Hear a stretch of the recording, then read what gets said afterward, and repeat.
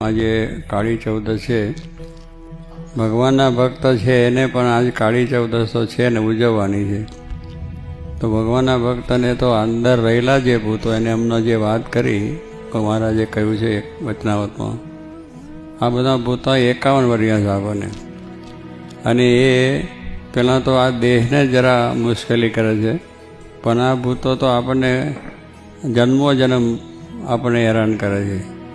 કારણ કે એની અંદર જે કામ ને ક્રોધ ને લોભ ને મોહ ને આ બધી 10 ઇન્દ્રિયોના દેવતાઓની બધી વાત કરી પંચ વિષયની, આ બધી ભૂતા છે એને આપણે વશ કરવાનો છે.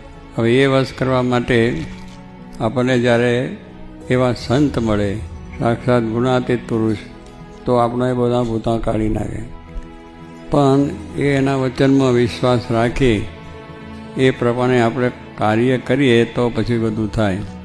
તો આપણે એ માર્ગે ચાલીને શું કરવાનું છે, અને આપણે કાળી ચૌદશની સાધના ભગવાન આપણને વશ થાય, ભગવાન આપણા હૃદયમાં અખંડ બિરાજમાન થાય, ભગવાનનું અખંડ સુખ આવે, એ આપણે સાધના કરવાની.